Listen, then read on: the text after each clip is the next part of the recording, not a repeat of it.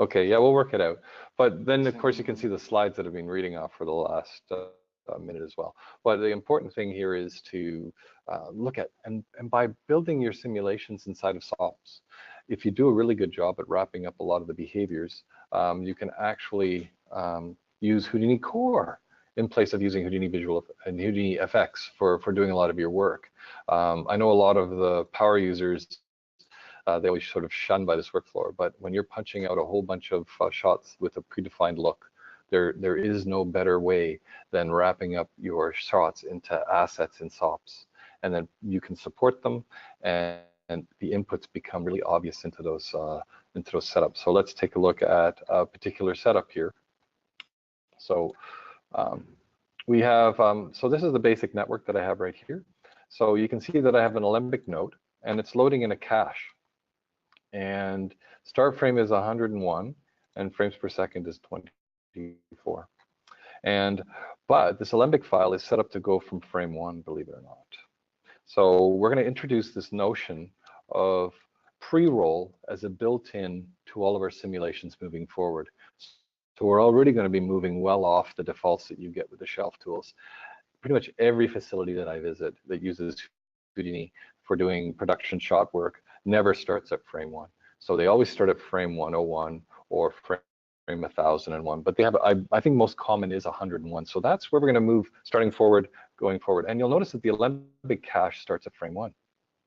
So inside of my tool, I've actually got some really cool tools that we're going to be building this. We're going to be building this digital asset over the next hour and a half to how to package up all of this around a solver. And you can see here I have a sim pre-roll, start, and an increment.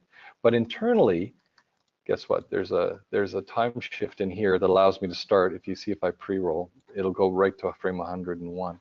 And that's when the simulation starts. So inside of here, we've actually added a time shift.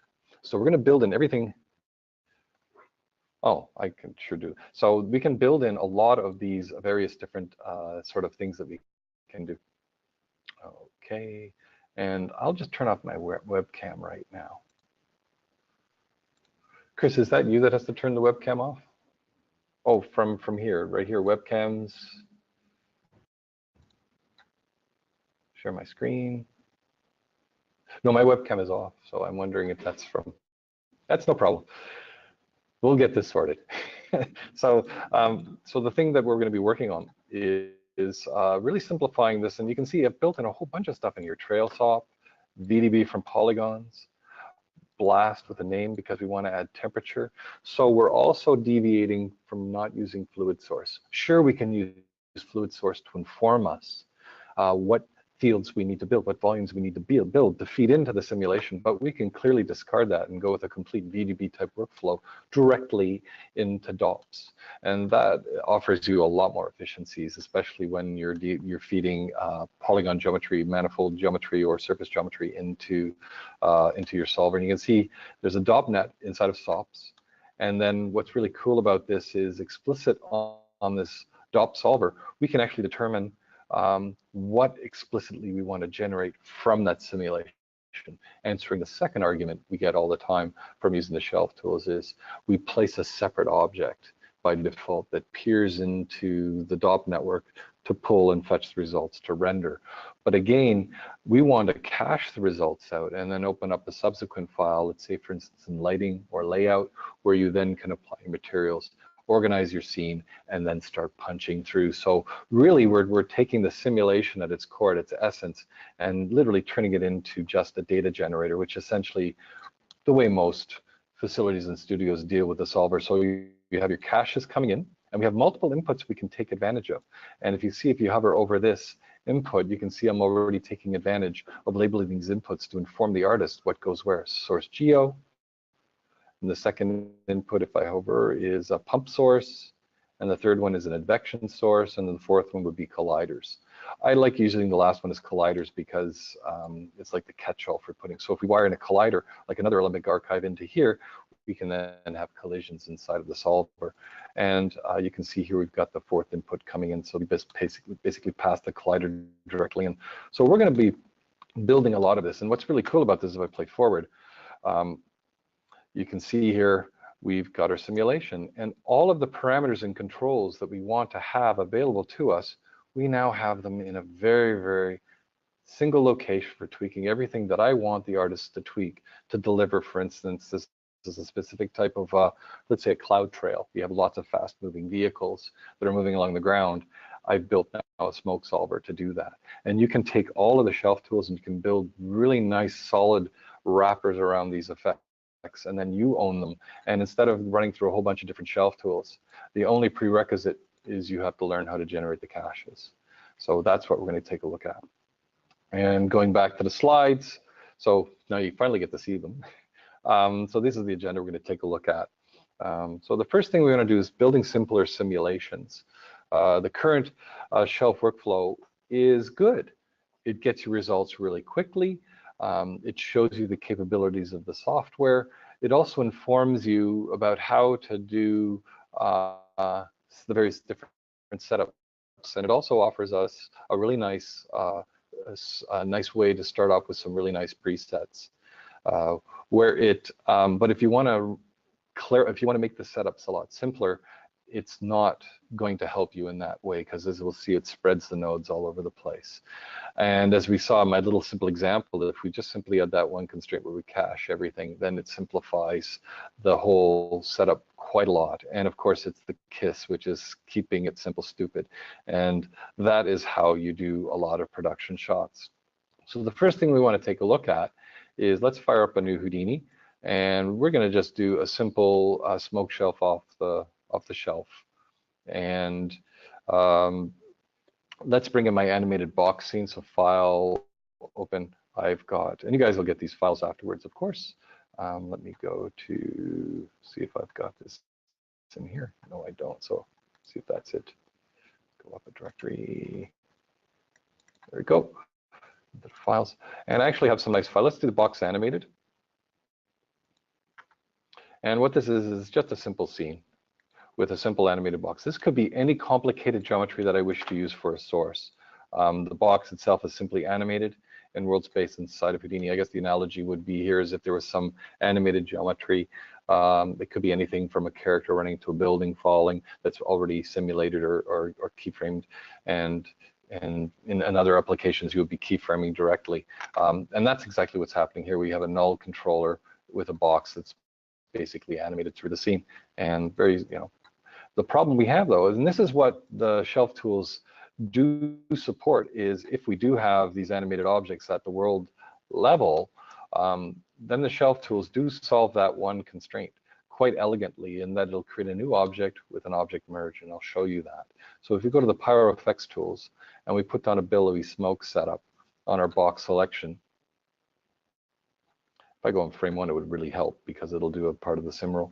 And now you can see here that we got the start of our simulation. We have to do some things to support this though. Let's actually go to the resize container, and what I want to do is I want to do the max bounds and initialization dynamic, but we want to turn up the clamp to maximum. And we also want to go to the bounds, and we want to turn, we can do track by object. So there's some things that I have to do anyway to set this up to work with a traveling piece of geometry, and here I can select my box. And once I do that, now my container is going to follow my box. And there you go. So now we can create a single container that grows. Sometimes dangerous. Yes, we can build a tool that does clustering as well.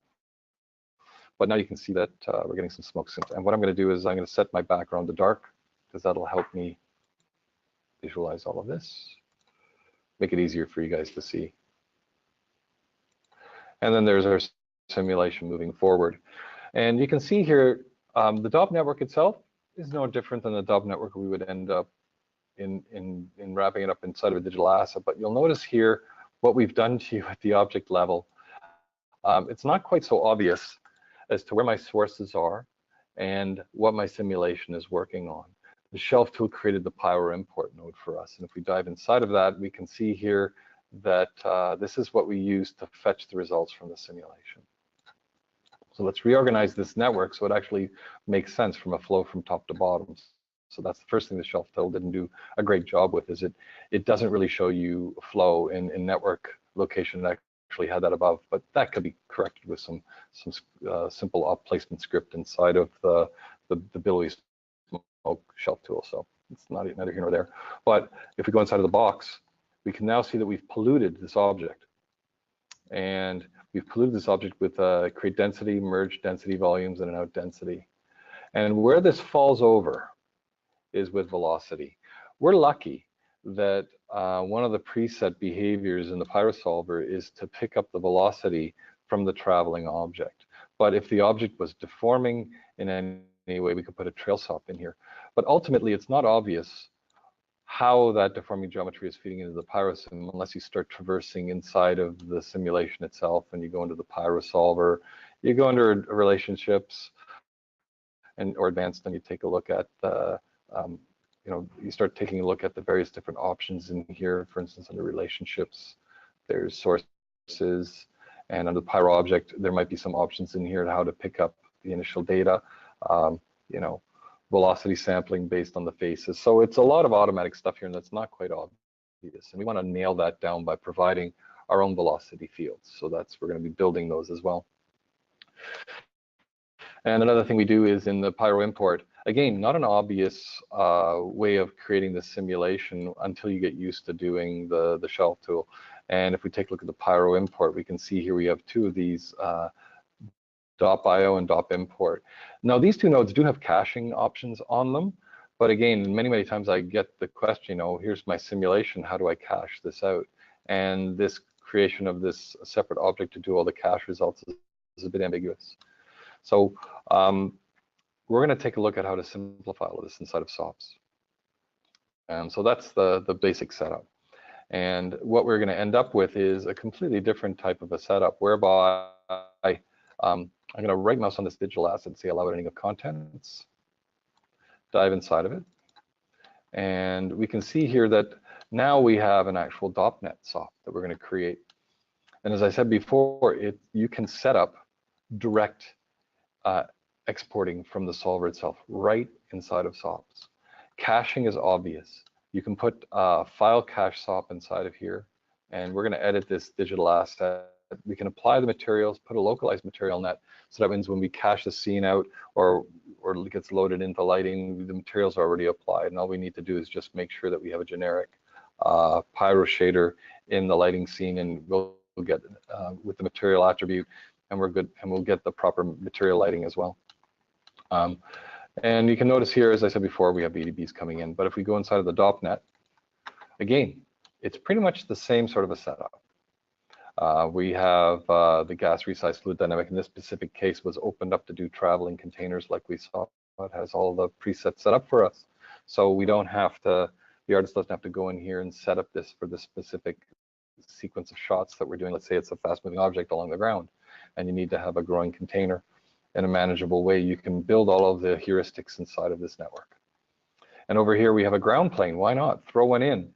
And if we use a switch node, we can have a toggle that actually switches the ground plane on or off. But the devil's in the details. So setting up this and building up this does take a little bit of work. But once it's set up, us as tool builders can now deploy really simple to use digital assets that can be used inside of Houdini Core. So we'll switch to the slides now and cover a few more of the different bullet points I want to cover, and then we'll dive into Houdini. So what about as I said before, the shelf tool is a fantastic tool for UI development. They're also maintained from release to release. So as we augment and improve the various solvers, you can peer into there and do diffs. Actually, we have a really cool diff tool I covered a few webinars ago where you can diff between two operators and two scene files, and you can see exactly what's changed. So if we do edit some of those options, you can pick up those 8 edits. Plus, there's a really nice feature inside of digital assets that allow us to import all the different parameters from folder sets on nodes that we're using to populate up or bubble up the parameters to the top level HTA. So we can automate a lot of that inheritance of changes and edits to various simulation tools as well. And that's why we're very careful when we build our simulation tools to design them in such a way that we can repackage them. For instance, the solvers are all encapsulated inside of digital assets.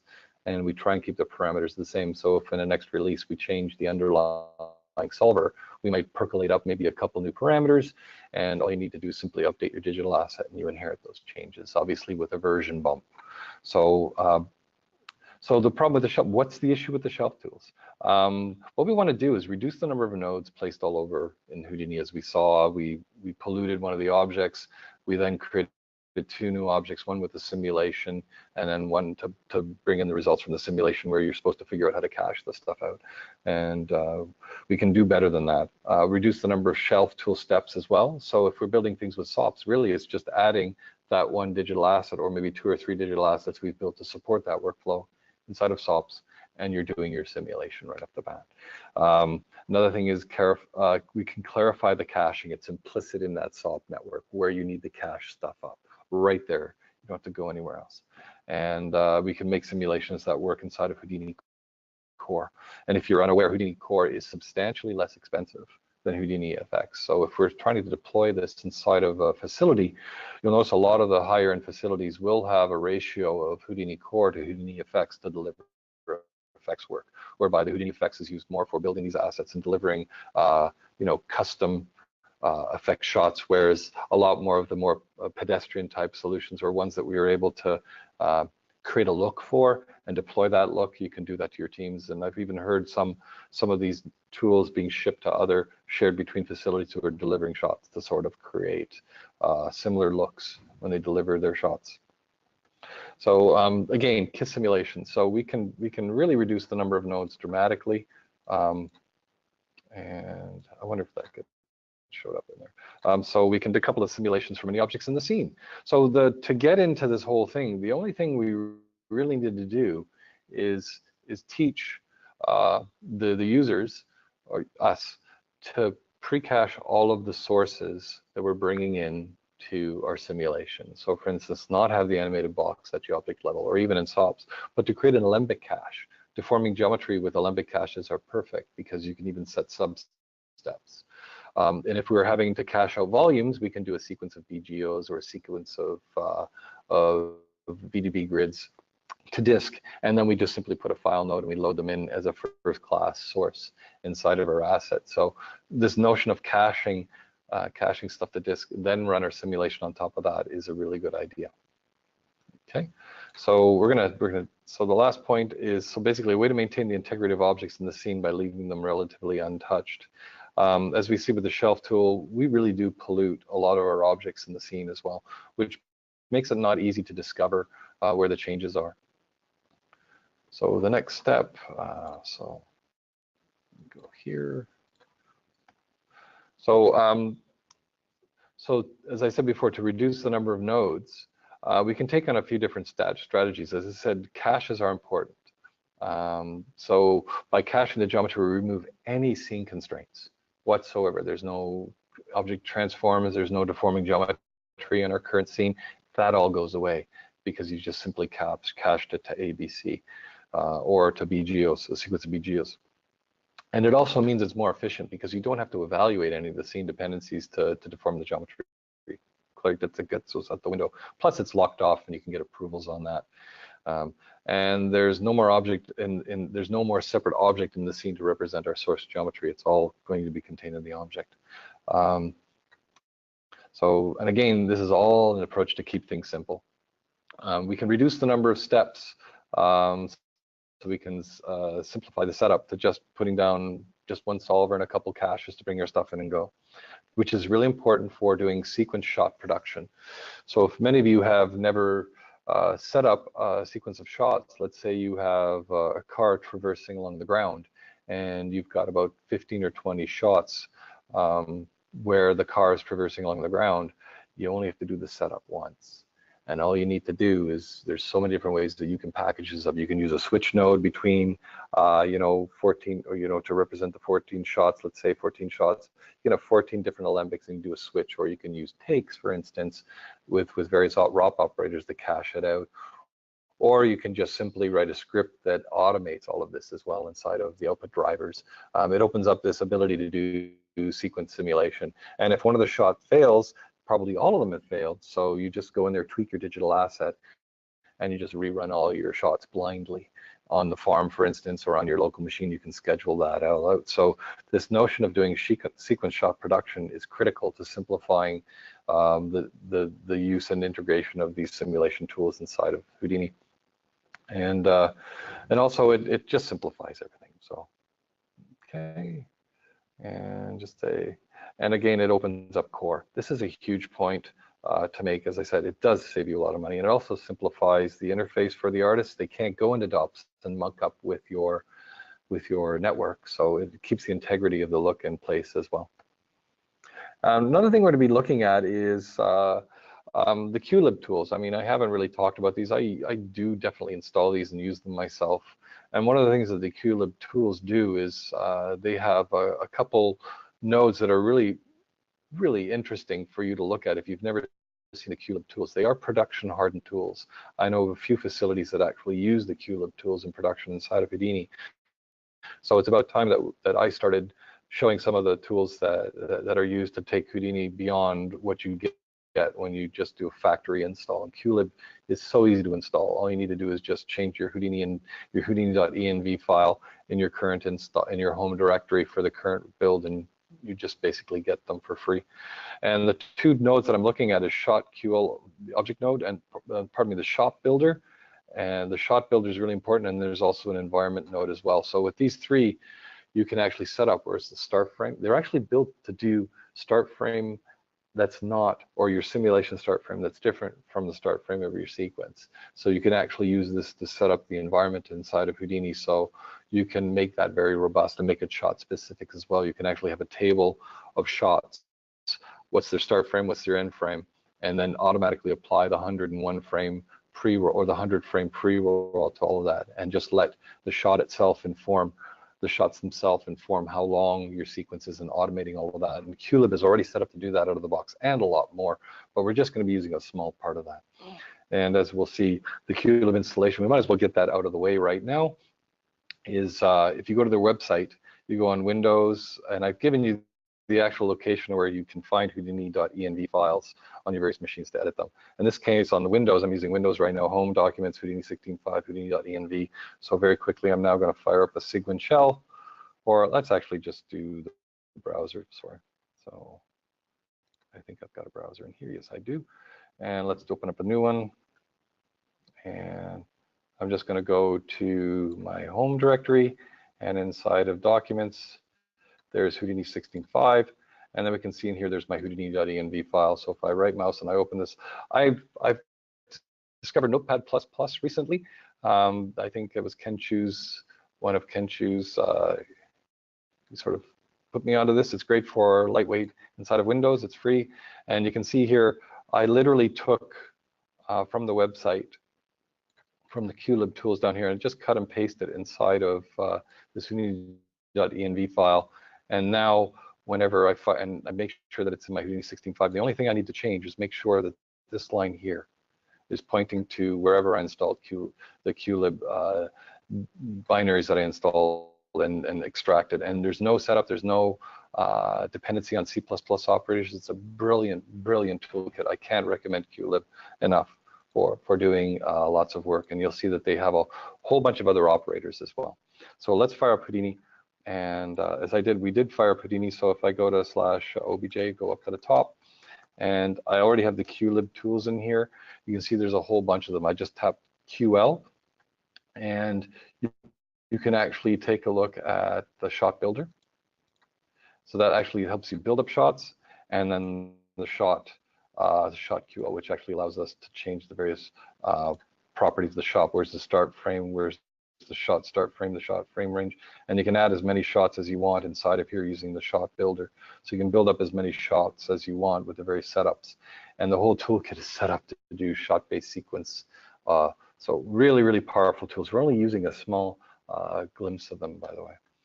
So that's the slides out of the way. So what we're going to do now is build this thing from scratch to show you the various steps and how to take simulation setup and refactor it to work inside of SOPs.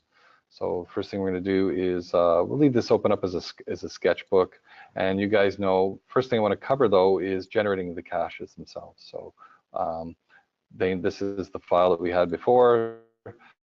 saw. So let me go up. I'm going to do File New. Actually, I'm just going to go up here and, oh yeah, that's the one that we want. So let's go to the other scene file, File New. So starting with a fresh scene, we can put down a geometry object. And let's call this simulation. Let's call this smoke sim. And if we double click inside of this, you can see we might automatically get a file node. Now the anticipation here is we've actually authored our simulation geometry to disks. So what we're going to do is fire up another Houdini, and when we do that, I'll show you where you have just the animated geometry and how to generate the Alembic archive, which is pretty straightforward. So I'm going to open recent files, and let's do animated box animated. Or that's the wrong directory, I'm sorry. So let's do open recent. Sorry about that. Open recent files, and I want to do box animated. There we go.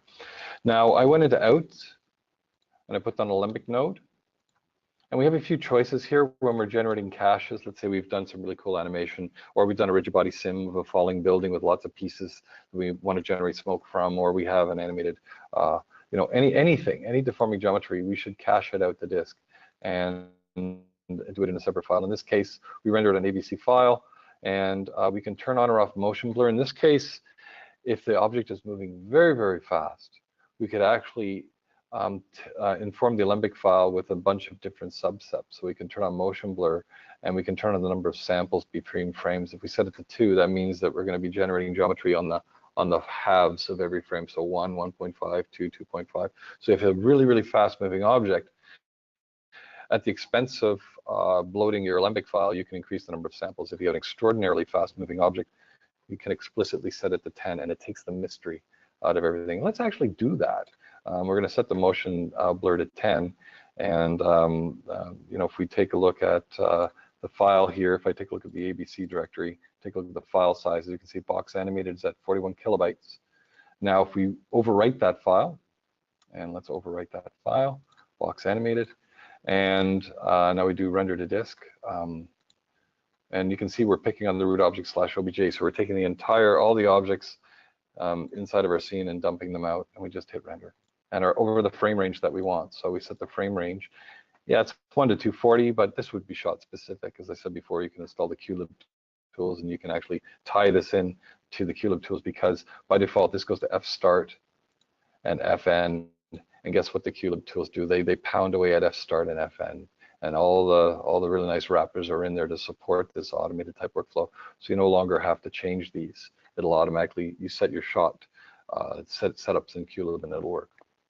And then we just press render to disk, and it's done. So let's see how it should be much bigger, 377 kilobytes. So you can see here the only hit you get by putting in substeps is you get larger file sizes. But the nice thing about Alembic is it's really clever in the way that it supports deforming geometry. As we all know, it only saves the animated points, not all the geometry. So all the geometry is saved as an instance on the first frame, and then it simply just uses animation curves or animation or point snapshots to just save just the point data, not all the attributes on the geometry. So it simply deforms the geometry based on the points. So the magic thing about Alembic, supporting deforming characters and deforming geometry in the workflow, we're taking advantage of that. So that's step 1. Now we're going to, let's save and quit this. And now we're in our fresh file. Inside of the object, I mean, this is I call this the 7 deadly clicks to add an object, but it's more than relevant here. So we add an empty container, and let's delete our file node, and then we're going to put down Alembic. So this is one thing we have to teach. So you have to know where to pick up your caches from. And in an organized fashion, if we have a project defined properly, I can go to, which I didn't do. So I can go to HIP. Let's see, that drives me. HIP is undefined. So I actually should have installed the QLib tools to begin with, but we're going to work through this. So I'm going to go to side effects, presentations, and I got a bird in here. And inside of my ABC directory, there's my box animated. So that's the hardest part. Now, if I press reload the geometry, press forward, you can see there's my box moving through my scene. And what we want to do, as I said before, we want to add pre-roll to our objects. So what I'm going to do right off the bat is put down time shift. And the time shift allows us to build in pre-roll. And you can see here it's currently picking up the current frame. So as I said, we're going to do 100 frames of pre-roll. So we want to shift the Alembic sequence back 100 frames. And you can see we hold the first frame indefinitely, and then we press forward. You can see now at frame 100 it goes. Now I've also got to stretch out because my animation length is 340 frames long, I now have to go to the global animation options and set this to 340, and then press, hit enter and then press apply. So that's how we can, again, that's that button on the very, very lower right end here, which is called global animation options, and then press apply. And now I've got a successful shift on my project. So you can see as I play forward, starts at frame 101, and it goes to frame 340. So we have our pre-roll built in. Another thing we can do is we can set this to go start at frame 101. Or pardon me, we can set the time range down here to go to frame 101. And so now I got my time frame 101, and I press forward, and then I can go back, and I'm always back to frame 101. So now I'm set up to actually work with so I can have the potential of doing a pre-roll before 101 to work into it. Now, DOP network. Now doing DOP network, right inside of here, we can wire in whatever we want into whatever input. So if I dive inside of this DOP net, remember the time shift. Inside of DOPs, this first input is really offering me no real advantage except in POPs, particles, where we actually specifically identify each input type into the DOP net as sources for the particle systems. The other solvers are a bit older, and they've never been refactored to support this. But we can start off with a Pyro solver, and we can wire that in. So basically, we're replicating the entire workflow from the Pyro shelf tool. And then I'm going to put down a smoke object. We can wire that into there. Now, nothing's stopping me from copying and pasting this from a shelf tool setup. As a matter of fact, that's probably what I should have done, but I'll show you how to work this up from scratch. Now, another thing we want to do is we have a resize container. So gas resize fluid. And if we hover over the inputs, you can see that we have a pre-solve, and that's where the gas resize always goes in. And we have 3 more inputs. We have velocity inputs, where we would put any sort of sources that had velocity, such as pumps. And the next one is for advection, if we wanted to push stuff around, like we wanted to add some fields that just got advected around with the other solver, with the other data types, you can wire into there. And finally, we have, this is where we put our sources. So we're going to put down a source volume node into the final input. And we only need one. If we do the right thing with the VDB grids, or bringing in the source volumes, we can only have the one source volume. And there's some presets on here, depending on how we want to use the Pyro solver. Now, because we don't want to use combustion, we just want to do smoke, I can turn that off. And then finally, under the source volume. So by the way, we have our TD hat on now, where the expectation is we know a bit about Houdini fluid simulations. We've done a few sims, a handful of Pyro sims. We're starting to get the hang of it, but we want to simplify this now a great deal, so that the next time we do this, I don't have to do this anymore. So under the source volume, we can do the volume path. And this is where it takes you to disk, or pardon me, to navigate inside of the Houdini scene. You can pick a specific object, but that's not automatic for us. So we're going to actually rely on a bit of HScript, Houdini expressions. And just to cover our bases, it's always a good idea to open up. This is one of the reasons why I use the technical desktop, by the way. So if you take a look here under, here, there's the technical desktop. It defaults to build, but I always use technical because it gives you this stuff really easy. And then at the text port, we can do in here, so there's an expression I'm going to be using in here, but you can use xhelp-k for just the generic search. So X for expression help -k, and we want to put in here a path, because we want to automate the path inside of here. And there's a whole bunch of commands that are called op path. There's op full path, op full path from, op input path. This is the one that interests me. It's one that gets used almost all the time by Houdini artists, automating a lot of these inputs based on, or these paths based on inputs into subnets when we're building digital assets. So I'm going to do x help op input path, so I can actually see the usage of this command. So there's no mystery as to what it is we're doing. Sorry about that. And we can see here that this is typical help for any expression you get. So op input path, you can see the first one is a string. Basically, it's the name of the index number of the input, and then second, or probably the name of the input or the path to that input, and then the index that we want. So you can see here we have some examples of op input path on a point to get the first one. So we're going to be using that. So but the problem is we've got a path here that's a string. So most of the times when we're picking up sources for nodes, there's string paths. And the problem with strings inside of Houdini is they don't evaluate. For instance, these values here, every time I change a value, it will reevaluate the node. And the expectation there is there's a dynamic relationship. Whereas with strings, they're just considered to be just text that is absolute. So in order to have this evaluate as though it's an expression, we have to use these back quotes. And the back quote on a US keyboard is way up in the upper left-hand corner, just where the tilde key is underneath the escape key generally. And so back quotes, I'm going to put op input path. You can see that we have some decent help. And I want to bring up one level. And I'll explain that in a minute. And we want to bring the first input, which starts from 0. So again, it's op input path, open brace, double quote, dot, dot, which means in Unix parlance, go up a directory. So dot, dot means go up a directory. Dot means here. And then comma 0 because I want to pick the first input. And I hit enter. Now, one nice shortcut is you can actually see what this evaluates to by using the middle mouse button. And we can see that this expands to /obj smoke sim time shift 1.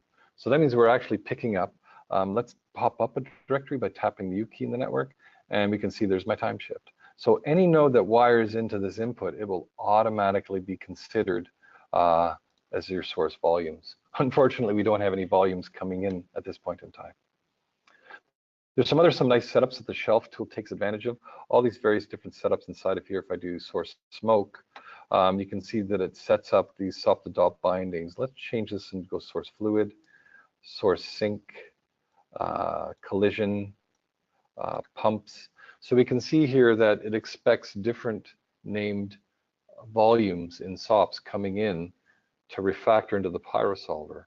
The other thing that you need to do to match up on the Pyro solver is, for instance, if we're bringing in, in this case, not so much smoke, but I think it works for both source smoke and for fire and for Pyro. I mean, you can use source smoke, and that does work with both combustion on and off, as long as you supply a temperature field. So that's so far so good. Now we just need to do a couple more things.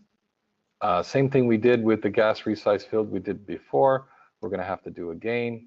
Or I didn't want gas resize field. I'm sorry. I wanted to simply glass resize fluid dynamic. You can see there's a QLib variation as well. So there's a QLib variation of the gas resize dynamic as well. Most likely, you know, with some improvements over our own. If you want to use that, that's fine. And that goes into here. And in the gas resize fluid dynamic, we can basically have a tracking object tracked by SOP. And again, guess what we can do? We can use the same expression here. Using the middle mouse button to toggle, it's the middle mouse button I'm clicking on. And I want to grab this expression. And guess what? We can even automate this now. So once we write it once, you can say the SOP path, Control V. And what it actually does is it uses the bounding box of the object to track. And for max bounds, we want to turn off clamp to minimum because, again, this will be a tool designed to stretch the gas resize across a box. But as I said before, this source volume is expecting either VDB grids or Pyro grids to be named thusly: density, temperature, and val. So the way this reads, it's not very clear. We should maybe have a label in here that says this. Oh, that says source volume, temperature volume, velocity volume, and then we add the field, add the field, add the field. So the only indication this is actually the name of the input geometry that we need to source is right in here. Maybe we should have some labels in here that says input and then output to make it much clearer. But that's exactly what we're doing. So we're taking any field or any volume inside of the SOPs above me called density, and we're mapping it into a field called density. Pyro solver is expecting that.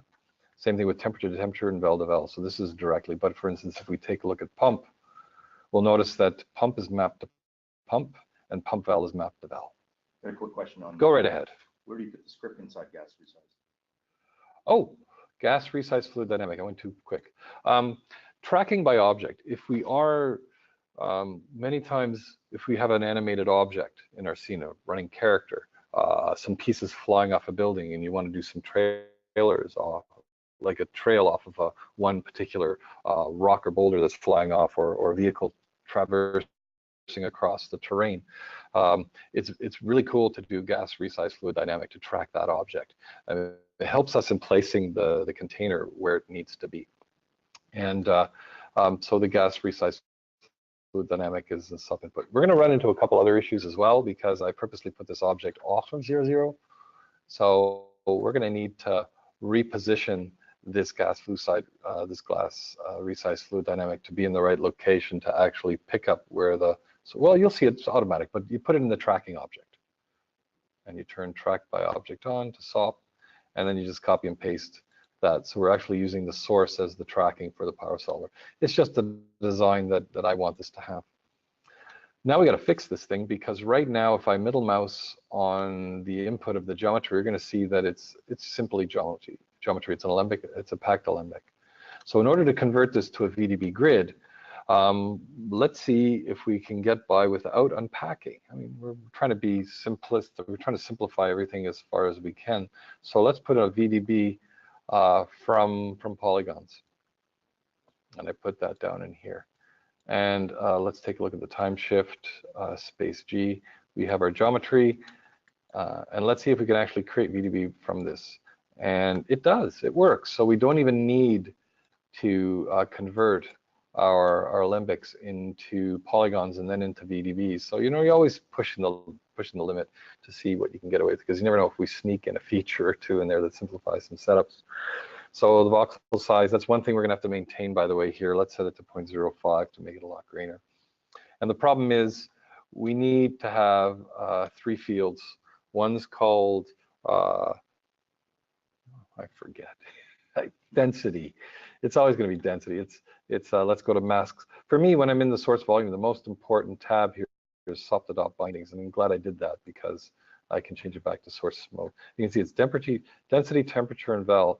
And if we forget, I can always pop open a parameters just so it kicks around, so I can see the names there as I go up and as we construct the VDB volumes for what we need to create this particular setup. So the VDB from polygons, we don't want a distance VDB, we want fog. It's already called density. Now another thing we can do on here, and this may fail, by the way, so we still may have to convert this alembic cache into geometry, is the trail SOP. So we do the trail SOP, and this is on deforming geometry. We're essentially screwed because as far as the trail SOP is concerned, it's only got 2 points coming into it. Whatever the data is off of disk, there's, or probably it's doing 2 points because we're doing preserve original. We want to compute velocity on the trail. So let's see here, let's put on here, compute velocity. And I always like central difference. It just, so what central difference does is the first frame, at least it gives you some velocity coming in, and the last frame, it gives you some velocity coming out, in case you want to build in and build out of your simulation, especially if you're using pre-roll.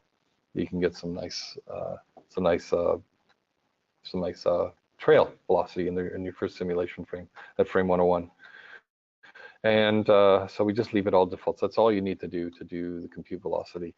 But if you see here, we're only computing the velocity on a single point because that's what's defining the limbic archive. So we do have to do an unpack. So let's put that in unpack. That's all we need to do to convert our limbics into geometry. And if we middle mouse on this, now we can see we have our box or whatever it is that we have that's deforming. So now we can compute the velocity and we do the VDB from polygons. But the VDB from polygons is pretty cool because if I display on this, I can actually create additional fields from any of the attributes present on my geometry. So one of the source attributes that I want to bring in here is, you can see here that it's a really nice interface. I want to bring in my point velocities. And I need to call it vel. So let's type in vel. And we're there. So if I middle mouse on this, you can now see there's density in vel. But what about the temperature? There is no temperature attribute on here unless I added a temperature attribute. You can see we only have position and velocity. So we're going to have to do a little bit of scene construction from this. I think what I want to do, it's quite common with volumes to steal one particular volume from the flow, rename that, and then add that back in. So that's exactly what we're going to do. We're going to blast everything out but the density. So the way I usually do that is go into here, and we can take the density but delete non-selected. And then we can use what's called the name swap. Yeah, I know. The name swap.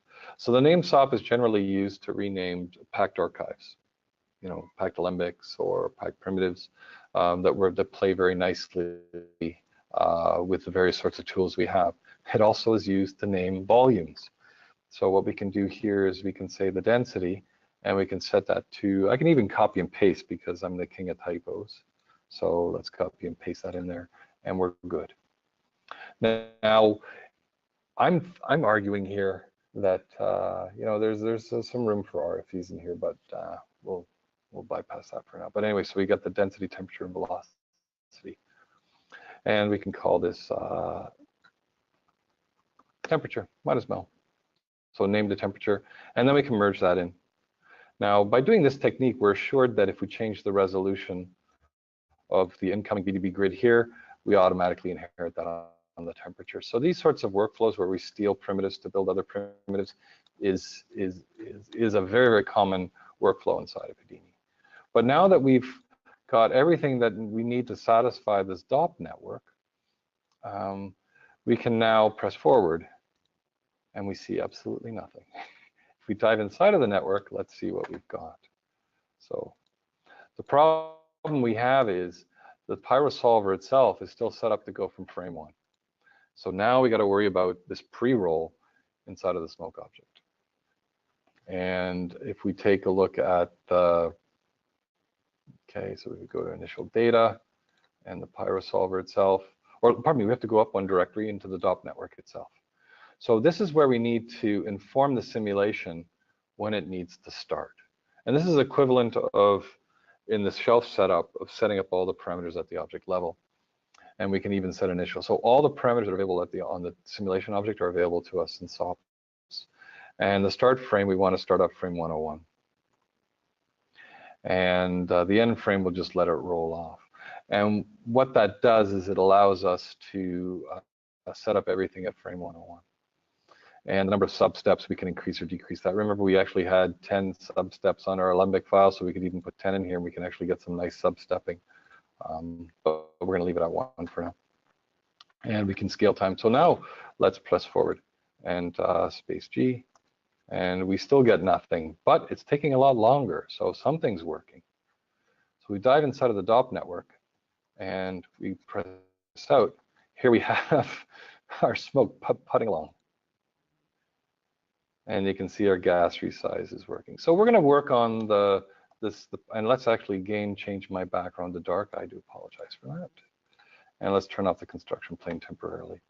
And you can see here, there's our smoke moving forward as it solves. And at least we got something going now. And we'll set up some of the presets later on. We'll worry about that when we want to dial in the look. But as long as we got the whole thing working. So right now we're already starting to work in a really professional way where we can now have the support for a pre-roll. We have a simple input into the DOP net. but why aren't we seeing anything at the object level? The answer is the object merge needs to bring up specific data. Again, using the technical desktop, if I open up the first stow bar, you'll notice that when I put my current node as the DOPNet, this geometry spreadsheet changes to the same look that it would be inside of the simulation. So something you do not get with the object-like workflow. For instance, here's the merge sub. You can see you get your standard details view telling you, informing you as to what geometry, primitives, points, vertices, and detail attributes. But when I go into DOPNet, now this is so handy. I can now see right away what I need to import. And you can see here, we got the object to bring in and the data that we want to bring in. We simply just type in smoke object 1. And, but we have to be a little bit more specific. Oh, pardon me, Control X, that goes in the object, Control E. And the data that I want to bring in, now this becomes really cool because a lot of the data a lot of the fields that is generated by the simulation, most naive users, they just use a shelf tool. They use setups that are given to them. They don't realize that you can peel all of this stuff out and use it to whatever you want to do, to inform shading, to inform more deformations, to inform whatever it is you want to do. But the one that we want is density. So let's put it. Yes, go right ahead. What's the size of the grid and the setup of this on the smoke object? Right now, it's very low resolution. There is no tie-in to the VDB from Polygon. So to explicitly answer the question, it's whatever is set by the smoke object, which is 0.2. So let's actually make that a bit more meaningful and set that to 0.1. But that's determining the simulation size. So the DOP network, as we see at the SOP level, is, so now I'm doing the density. And now all of a sudden I get a container. And if I press forward, there's no smoke on frame 1. Boo. And it goes over there. Boo. So if you take a look at the shelf setup, it does something. It sets up one of the options inside of the smoke object.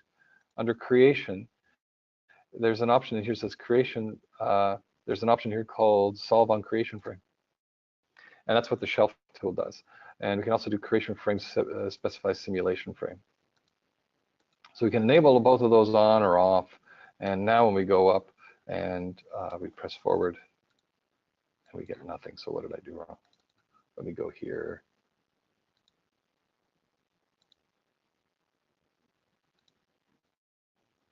Solve on creation frame. That might be it. Yeah, but there's our smoke now with a bit of a higher resolution. And now for the velocity field, we're already picking it up automatically, by the way. Because if I middle mouse on the merge SOP, you can see we have, and this is what I didn't show you. With that VDB grid, we get a density grid, or density VDB grid. We get a velocity volume, which is already a vector type. So much more compact than even our own volumes, which would be val X, val Y, and val Z. And then finally, our temperature VDB grid. And you can see they're very low resolution. So we can really up this quite heavily, and we can get some pretty good results. Let's say make 0.02. And now another thing that we can do is we can put down a file cache in here. Make the caching explicit. So I can put a file cache in here if I wanted to. And I'm just going to put it on no operation for now because I just want it to be a placeholder for maybe promoting up some options that allow us to cache this out. So here's our DOPNet working on our data, and I'd argue we're already way ahead of the game here. But we can add more imports. For instance, let's bring 2 more fields. In this case, from smoke object, Control C, Control V, Control V. And in here we can, I wish we could drag and drop, but I don't think we do that great a job with drag and drop. No. It gives us the path to that data, so we might as well use that as a quick way of just getting at the name. And we also want velocity. Velocity is king, right? So maybe we want to use those velocity grids to inform some shading as well. So now, if I middle mouse on the DOP network, we have it there. Huge advantage over from using the shelf tools where we have a separate object and you know, you have to know where that object is. So now we know how to configure the SOP object to export all the different fields from the simulation that we can use to inform for shading. So we have density, temperature, and velocity. And mocking what we do inside of the SOP, I can put down what's called a volume visualization. You can see there's a QL variant as well, so have fun with that. It's actually really good, but I'm going to be using the default one inside of Houdini. Volume visualization. Visualization is smoke. And this, finally, we actually have a selection field, the selector fields. So if you're in Houdini and you find some of the older SOPs or older nodes that don't offer you what you think is a sensible opportunity to peel out some of the menus, please submit requests for enhancements to us. We want to know what we need to do to enhance this. But in this case, we do get them in the volume visualization. It can query the various fields present on the incoming geometry, and we can choose the density field as density and the diffuse field. Let's use temperature. And now we can press forward and we get a bit better shading. Or we can mimic the shading that we're doing in the DOP network as well. And then finally, another cache node, file cache. File cache is highly recommended over any of the other caching streams. I mean, we have the other cache SOPs, but the file cache is purpose designed for production, to support production caching. And you can see that it truly is a wrapper on top of the file SOP and the cache SOP. So there's a ROP output driver that caches the data to disk, and we have a file SOP that loads it back in. So it's a purpose-built, highly optimized tool that can even do saving in the background if we save the file. And speaking of that, I should actually save this. So go right ahead. Yes, let's answer some questions. Once there's a natural pause in your. Yeah, I think we'll give me another 30 seconds and then we'll answer a whole bunch of questions. So, and in this particular case, I just want to save the file. So let's put this web sim kiss, and let's save it inside of files, accept. Okay, so almost done. So now we have a really explicit way of managing all of this. And we could build this into a digital asset if we wanted to. So there's several different approaches that we can go to support this workflow. The first one is we could turn this into a digital asset if we wanted to. We could simply do let's do this. So let's refactor this in a couple different ways, because this already is a pretty decent workflow. And if we wanted to give our artist a simpler way of working with the various shelf tools, we could go one by one, dump down the shelf tools and completely refactor them to work. For instance, I can put this into a subnet. There's a subnet right there, or hold down Shift-C. And right away we can actually say create digital asset. And let's call this my smoke trail, or let's call it smoke trail. And we're going to version this as, remember we covered this before, : 001. Like I'm going to have 100 more versions of this, you never know. But : is how we do the automatic versioning of our assets, and actually going to take away that from the actual name itself. And I'm going to save this to library. Let's save it to $hip. And I'm going to create a new OTL directory, or HDA, sorry. They're HDAs now. And we can double click on this and we can call this smoke trail.hda. Press accept and accept. So we've now turned that into a digital asset, which you can work on later on. And let's press accept. So we can work on this at a later date. And the second thing we can do is we can turn this stuff right here also into a digital asset. If we wanted to build our own version of the source volume node that's explicitly set to load in from Alembic primitives, so we can subnet this and again create a new digital asset out of the C, create digital asset, and let's call this Alembic or ABC. Let's call this smoke source configure. I'm making this up. And again, : 001. So let's version that, and let's just capitalize the names. So we're well on our way to creating a much simpler way of working with these digital assets. So let's go inside of HDA, and I like calling it the same name, smoke source configure .hda, and we press accept and press accept. So now we have completely simplified this whole setup into Alembic in. We put on our smoke configure, goes into this, let's match current definition, and then match current definition. And now we have a really simplified workflow. So if you want to work this way, where you want to refactor all of our tools into much tighter packaging to support the workflow inside of SOPs, that's all fair game. And the next point I want to make out is I'm going to allow any new contents. Now you're starting to see why, and also, by the way, the source volume will, as long as we go up in this digital asset, let me enhance this. So I'm going to say allow any, I'm going to say type properties, and I'm going to give this maximum inputs of 4. So I'm now in the operator type properties. I did that quite quickly, but right mouse, type properties, which opens up this dialog, which allows us to edit the digital asset. So let's say minimum number of inputs is 1, which means you have to have the first input, but let's add 4 inputs, maximum inputs. So, and we can even have multiple outputs. Let's do accept. And now when I dive inside of the subnet, you can see we get 4 inputs. This also allows me now to wire in these 4 inputs here. So I'm already well on my way to supporting a multi-input workflow. And guess what? This will now resolve to the same SOP above me. That's awesome. So we even know how to evaluate, even though we're just looking at this node here, it knows to resolve this input to this operator. Or pardon me, this operator. It really is an awesome workflow for quickly creating these prototypes. I'm not worried about promoting all the various parameters that I need to control at this point in time. I'm just showing you control flow, because that's just basically a lot of work. So first principle, second principle, and the third one would be to take this whole network and really simplify it. Let's say we wanted to take all of this right from here and turn this into our simulation node. So let's put a subnet around that. And then I right mouse and create digital asset. And let's call this smoke solver. Let's say smoke trail solver. And let's actually version that again, 001. Always do the :001 because that'll offer you the advantage to go :002. And then Houdini has this really nice native way of supporting multiple digital assets in production.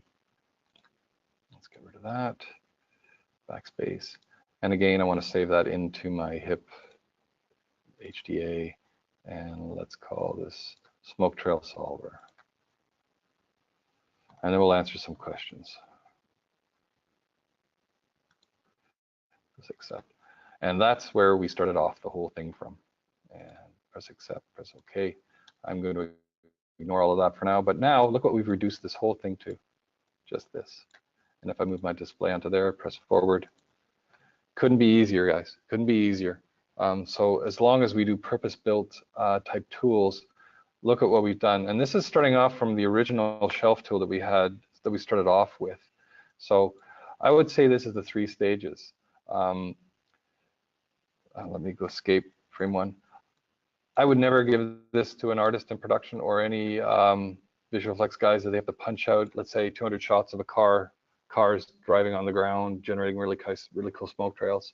I would never do this to the team of artists if they have to crunch through shots. I would probably build something like this if they were power users. In other words, they know how to build up, they know how to do all the different smoke configures, and they can put the file cache node in there if they want, and explicit caches. But the hard parts are already encapsulated, which is there's a sourcing and a smoke trail. Remember, this is all VDB supported. And then finally, the third option, if you really want to simplify this to the point where it's an equivalent sort of tool that you would find in other major vendors' applications, where you lock things up really tight and basically just turns into this really cool black box type node to do simulations of various different effects. There you go. And so I'm going to open up to questions right now, and then we'll start taking some of these networks and really working them up. We got some questions. Oh So boy. let's start with Alex. Do you want to turn the camera on so they can see us? Oh, excellent. Bam. Excellent. Alex says, on saving the asset and versioning, how do I keep track of the versions created? And is there a way to switch between versions? So the answer to that is I blew it. and I should have, what I do is I usually change the name of my digital assets as well.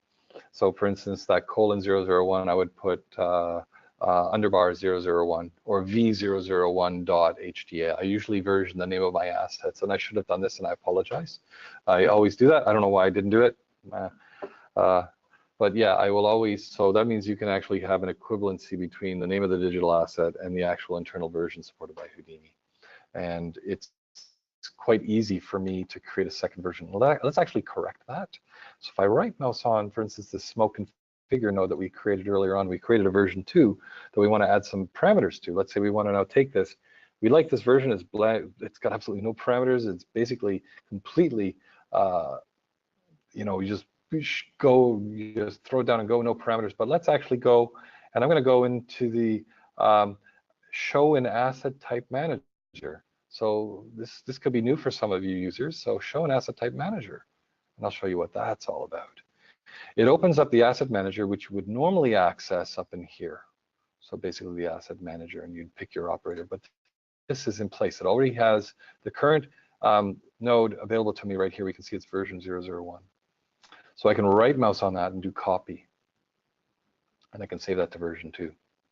And this time I'm going to get my act together, and I'm going to call this, I'm going to go in here, and let's go to hip, HDA, source configure, and now I'm going to do the right thing, underbar V002. This is just what I do usually.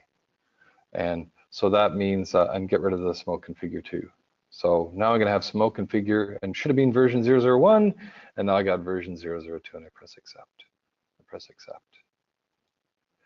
And now when I type in here and I go smoke source configure, and the middle mouse on this, it should be version 2. So there you go.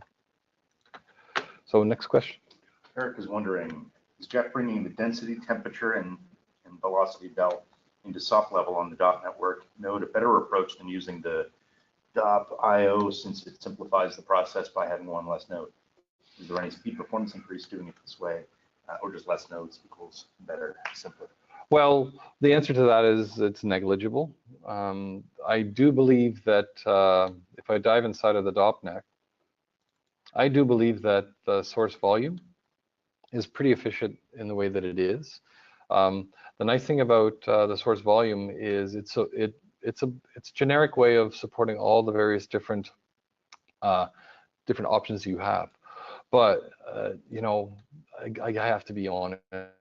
If I was doing this in production, I would probably do a much lower level implementation of this. And the way I would go about this, if I was fairly knowledgeable inside of Houdini and this is your first time doing it, do what we do. We build this stuff for you guys to hack away and to override. So if you do allow editing of contents, you can dive inside of this and you can see all the switches.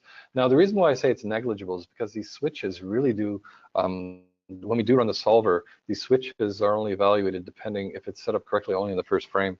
So the logic to build all this up is only evaluated at the first frame. So it's very lightweight. And after that, it's a very streamlined interflow to get your resultant volumes. But absolutely, if you were just a complete, you want to optimize everything to the nth degree, absolutely do that. And you can see here that it all starts with not gas calculates, but gas match field. So we use gas match field to pick up an existing density field, and that's what we use to populate the new fields. And so that's, if you want to do as low level as that, you can build your own digital asset that simply can build a digital asset for all the various different options here for smoke, for fluid, for sink, collision pumps. So you can build digital assets for all of these. But now we're breaking my KISS principle, which is to keep it simple, right? And so it's up to you. If you're ultimately into performance, great. But the nice thing about wrapping up your solvers inside of digital assets is it's a done deal.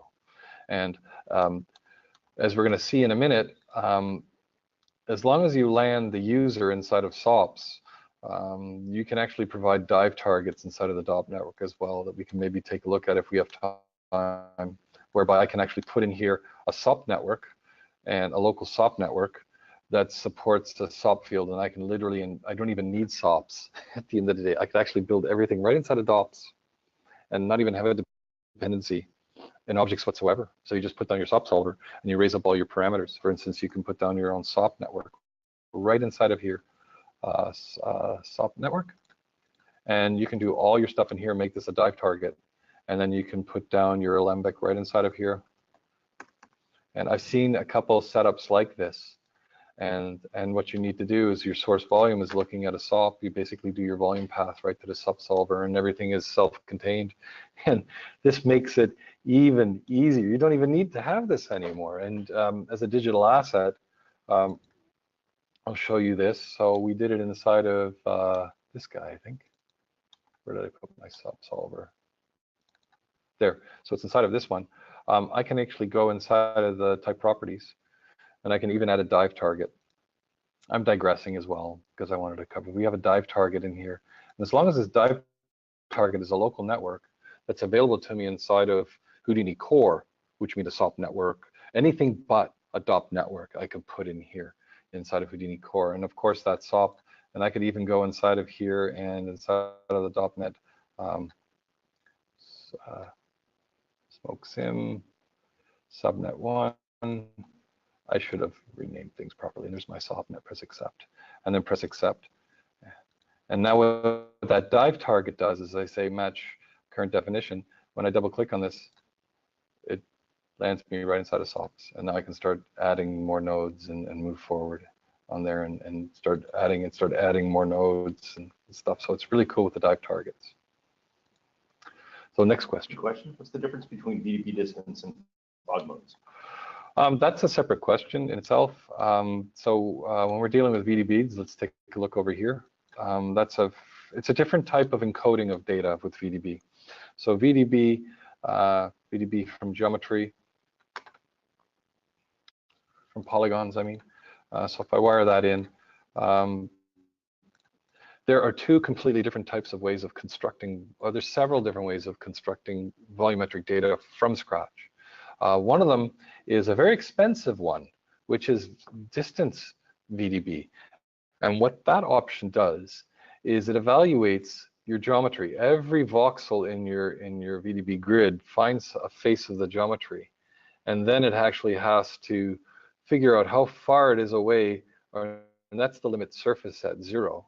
And then it encodes for every voxel inside of the VDB grid, it encodes a distance. So if you have your surface voxel, your surface is captured by one voxel, what this thing actually does is it also populates all the neighboring voxels around that 0, we call the limit surface, with distance data, or the nearest distance data, or the distance value to that current surface evaluated. So it's very, very handy for representing geometry inside of solvers because it's almost instantaneous. No matter where I am inside of this voxel field, I could be located here and I know immediately where the nearest surface position is. So you can imagine how useful that is for collisions and for velocity collisions. It's extraordinary. That's why we have surface VDBs. So it's very expensive because when we construct this specific type of a volume, we're actually also computing density data in the surrounding voxels as well. And in the case we have a band with VDB, it's a very, very special type of data format that has more to do with holding banking records than it has to hold volumetric data, because it is a representation of volumetric data, but it's not really sparse data. It's basically leafed data. So there's 4 leaves of data that does space partitioning. And if you want to read more about it, go to the OpenVDB website and look at the forums or ask more questions. But that's surface VDBs. But we can also have the ability to generate fog VDB, which is a lot more lightweight, because all we're simply doing is we're just doing an inside test, and how much density do we have accumulating inwards as we go from the surface out. And again, VDB has these exterior and interior band voxels, and 3x3 is a great default. And we can also fill the interior if we wanted to of our volumes instead of just doing a shell. And so when we're dealing with distance VDBs, everything inside is positive and everything outside is signed. I think everything inside is negative and everything outside is positive. But sometimes you want to flip that as well. So you can do unsigned, which turns everything positive, or you can actually invert your VDB as well. So hopefully that answers that question. So 2 complete type of volumes. Next. Matt is wondering, in terms of scale, is there a particular reason why you're building this effect at the scale you are? In general, how do you determine how large or small to build any particular effect? And is this asset something that could be scaled up or down to fit any given shot? Is this something you would have to build in to give that flexibility? Well, the answer is different facilities work at different scales. They might have centimeters as their default units throughout the entire pipeline. And as we all know, Houdini has a sweet spot whereby simulating in meters gives you really nice defaults off the shelf or on setups. So the commonality across all Houdini shops that I've seen is they always simulate at meters. They always, I haven't seen anybody deviate from that really.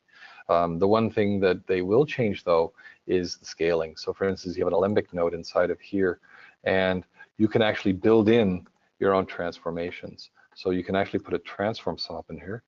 And so that's a fantastic question, by the way, because I'm going to show you a feature in the transform sop. I didn't, oh geez, why did I miss this? So the transform sop, you can actually do shot scale.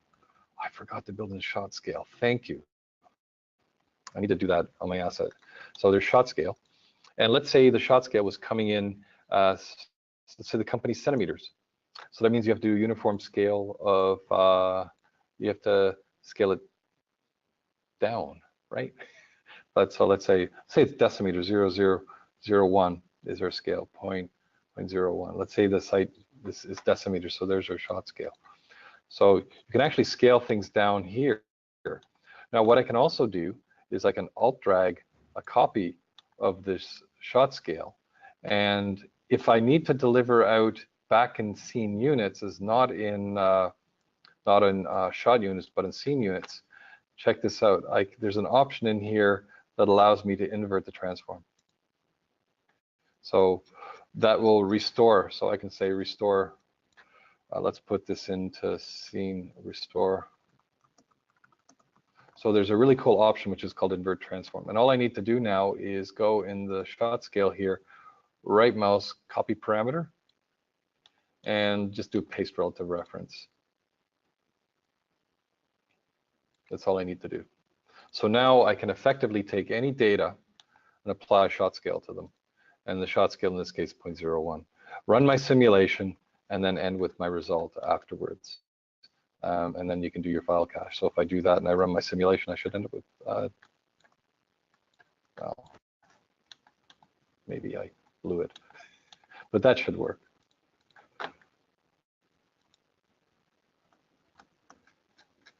Yeah, I wonder why it's not. Should be working. But anyway, that's how you would do shot scale. Yeah. There's a volcano of questions today. Oh, just keep them coming. Pyro. So I don't know if you want to keep going, or let's do maybe one more and then let's do a couple more, then we'll build up a digital. I want to show them how to build up digital assets. Great. And then I think we're done for today. And then maybe next time we'll address. Next time we can address even more or tackle different. Part two. Yeah, or take anything you guys want to take from a shelf type workflow and see what is actually done in production, right? So we can do that. So Nicholas is wondering, let's say your camera pans away and follows the smoke. How do you get rid of the smoke? How do you get rid of the smoke not on screen so you don't pay for the sim not seen? Assuming you also have been given a big FBX camera. Oh, so a baked FBX camera. Oh, baked FBX. Okay, that's a bit of a different one. So your cameras obviously have to be at the object level, right? So I'm just going to put down, I should have had an animation. Next time, I'm going to bake out the camera from the animation, but let's actually put the camera in here. And let's track that camera bit. I'm just going to pull back the camera bit. And let's pull it back. I'm going to set some keyframes here. I'll click, or pardon me. What am I doing here? Control click. Oh, it's because I'm doing all the simulations. But anyway, let's imagine that this is actually a tracking camera. I'm going to delete my channels and press forward. So we can now see that we actually have our camera. And if you wanted to cull the volumes outside of the camera, we can do that. So, and the way you can do that is some facilities will actually work with frustum-based volumes. If you know where the cameras are locked off, then you can use what's called frustum-based culling of your, or you can use frustum-based type volumes. So if I dive inside of my smoke sim, and my display is before my file cache, depending on the facility, and if you know your cameras are locked down to the shot, you can actually do VDB. Quick comment here from Go Kevin. ahead. He said a null at object level control scale with all SOPs and camera fed into it is preferred in production. Yeah, okay. Yeah, that makes sense, because that way you're not touching the geometry. So I'm going to blow away my transform SOPs. Thank you. That's probably why I didn't do that. But yeah, the transforms do make sense, but you're right. Obviously putting a null on here and doing a shot scale is preferred. So you can put your shot scale up here, and you can transform everything up and down uniform scale. And this will actually scale geometry as well. Yeah, but anyway, so yeah, so now with the VDB grids themselves, you can create a new VDB container, and you can build a camera-based frustum. So you can put this cam1 VDB, and what you can do is you can pick up your camera from here. Doesn't matter whether it's FBX, Houdini, whether way, it's going to be a Houdini camera, and you can specify your camera inside of here, and then you can do what's called a VDB merge. So VDB merge.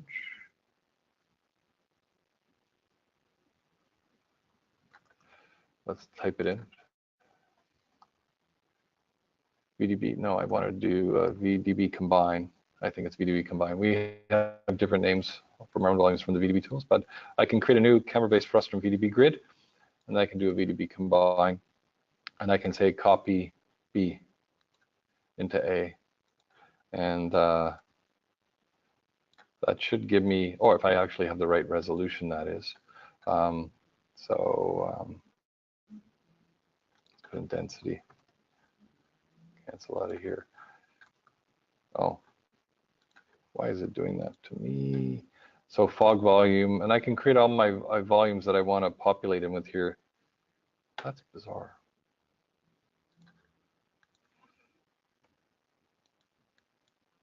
Let me go to frame one. That is weird. Oh well. So, but you can create your name VDBs, and you can do VDB combine. You can copy you can create your various VDB grids inside of here. And the first one can be, I don't know why I can't name it. Let's go to the second one, and this could be temperature. I don't know why it's doing this to me, guys. I must be in a really weird state. But you can create all your density, temperature, and bell, and then you can do VDB combine, and you just do copy B into A, and this gives you your frustum-based volumes. And that means anything outside of this frustum will be completely ignored. And I probably have too low a resolution, so you can actually set the resolution of the uniform division. Let's actually do by size, and we can put 0.2. So you can make this any resolution you want as well. There you go. And that gives you your frustum-based volumes. And you can use the camera's window and the near and far clipping planes. You do need to adjust these, so usually you just got to make them in the range, and then VDB will take care of everything else to populate your fields for you. And you can see that your VDB grid's in a null track to your camera as it animates. There you go. So that's how you do. Next. You want to move on, or do you want another question?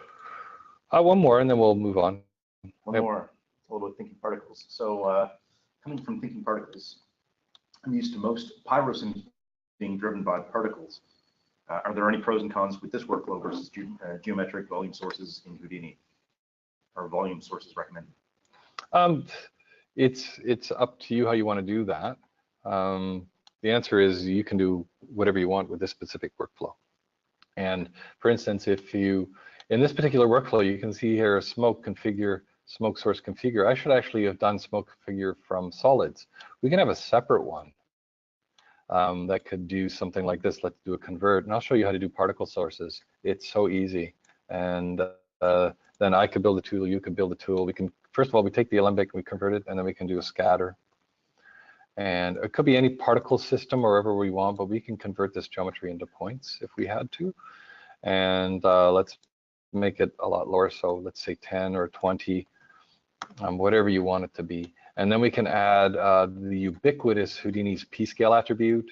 And let's do an attribute wrangle for that, just because it's accessible. And I know it's not the most artist-friendly thing, but it's really easy to just wrangle this stuff at p-scale equals, let's say 0.2. And that's going to be the radius of the puffball for the field that I want to generate. And then we have this really cool tool called VDB from particles. Woohoo! And again, we're now just building up. So there's my VDB from particles. Let's do fog VDB.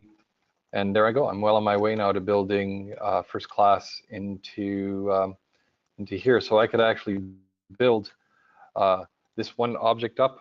I can make a new digital asset that replicates all of that workflow if I dive inside of this. And if I right mouse on the top, allow editing of contents, I can actually copy this just because I can.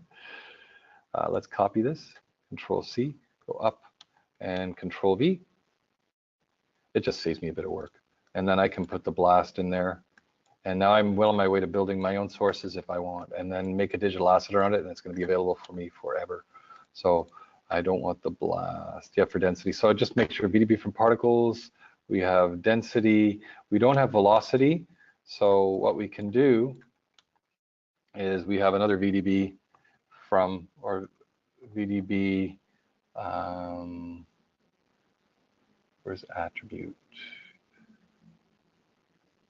VDB from particles. Oh, we have VDB from particles. And I could also generate velocity VDB grids from this as well. And we have all kinds of, and this is very, very fast, by the way. This is even faster than I know.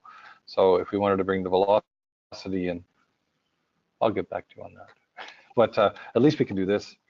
And so we can merge the volume from particles, the temperature. So we already have density and temperature. And the last field we need to add is velocity. So I don't want to, and my brain's a blank right now, but I know you can do that quite easily. And then guess what? You can use that in place of your file cache. And then we can, let's move this simplified version. And then you can turn this whole thing into it. And let's say this is my point at which I'm bringing my points in right there. Let's say this is my animated particle system. I can then take this and turn that into a digital asset as well. Great digital asset. And I can say source from particles, right? Then there you go. And you can just keep on going that way and build your digital assets to simplify your workflow. Hopefully that answers the question.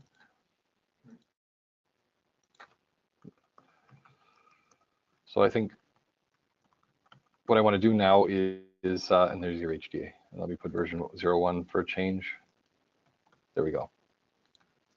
Accept. So there you go. And you can build up your own things and beat us, you know. That's what everybody is doing these days, is they're using VDBs as sources, using either particles. So these are the two main ways in which people are bringing in simulation type stuff these days.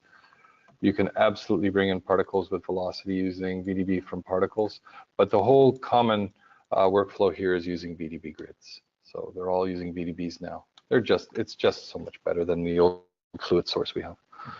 So maybe we could get into your final. Yes. And then do a few more Q&As at the end, and then tie it up. So the one thing that we haven't done at all is we're going to pick on the third one right now, because building digital, now the final problem to simplifying all of these types of workflows is building up an interface to do two things. First of all, to give the artists all the control they need to deliver the specific type of visual effects shot. And I'm literally mimicking the workflows that we use internally at Side Effects as well when we build these shelf tools. So giving you the opportunity to repackage as a TD, repackage all of the various different types of effects and offer them as simplified workflows for artists or for yourself when it's early in the morning and you got to punch through a whole bunch of shots. And the second thing is it plays very nicely with, as I said before, sequence type workflows, where if there's a problem, you know specifically where to go, and you're not looking at somebody's file that has nodes sprayed all over the place. You can contain that truck to just a single object and a single really nice to read SOP network. So what about digital assets? I mean, I don't think too many people have actually covered the construction of digital assets, and it's such an important important thing to understand. So first thing you need to do is make sure that your digital asset is allowed to edit, and there's actually this option called match current definition or not. Now, if you're working in a big facility, careful. You might have some clever TDs or management, and they got this one option here called, basically it's called safeguard or create black box assets from selection. So sometimes you have these options here, but there's also another one in here, which is, if I go into the asset manager under configuration, there's a really sneaky one that some TDs can do on you, which is safeguard operator definitions. Check this out. So right now I got a digital asset. If I right mouse on it, you can see I've got the option to match current definition or allow editing of contents. If they turn this on you, which is safeguard operator definitions, which I might do if I was really kind of mean, and I really wanted my artists never to go in here, or at least not discover this to get in there. Now watch what happens. If I right mouse on this, you can see that I no longer have the ability to unlock this digital asset, even from the menu. So you can see that I've now taken away that opportunity. So that's, if you're working in a facility and you fire Houdini, that might actually be on, you never know. So safeguard operator definitions. When I do sandboxing, I turn on save operator definitions to hit file. But once I deploy, I make sure that everybody's preference that is off. Because when you're delivering shots, you don't want to have scene file blow, because you don't want the digital assets saved in every scene file. You want them to be saving on disk and reference the disk assets. So if you make a change, everybody inherits that. So, and let's close that. So we've now unlocked the digital asset, and we make sure that we got this option available to us, match current definition. So I want to unlock it. So I want to have at the state where you can see this badge is set to unlock. I'm going to right mouse on this, go to the type properties. Two things we want to do. First of all, create a really nice interface into this that gives the artists all the tools they need. Many times they're using other pieces of software, the simulation tools, and all the parameters are nicely organized, and you can poke away at it, and you can add your own sources and stuff.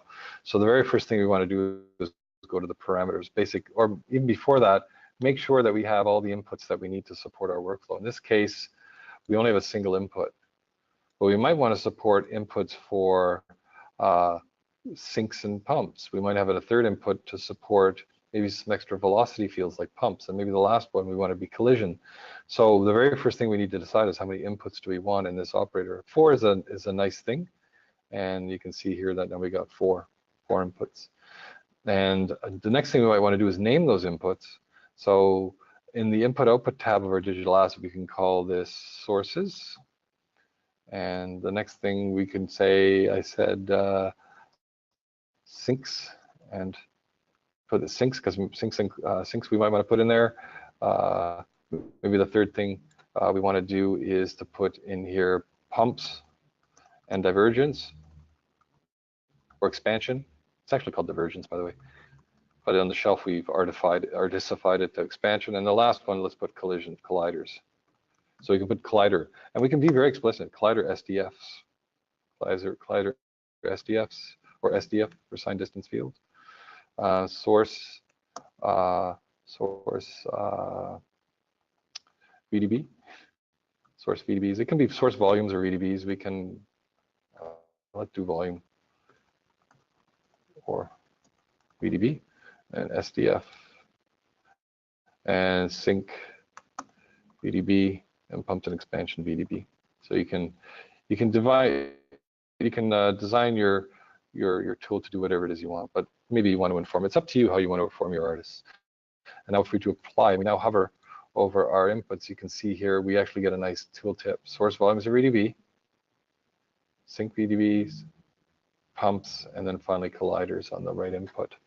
Now, once we do that, we can dive inside of our digital asset, and as we're working up our different properties, we can now start promoting all the stuff that we need to support on this specific type of data or asset. We can build up a bit of an interface now. So we can build, let's put an integer up in here, and we can call this, let's say, frame range. And the label, let's call it frame range. And I'm going to mock our file SOP. So pardon me, not our, but our ROP. You can put a ROP Olympic output, for instance. And you can see that we have it's nice to sort of understand a bit of Houdini to grab stuff from. If I hop over this, we can see that there's 3 channels. If I hover over, there's F1, F2, and F3.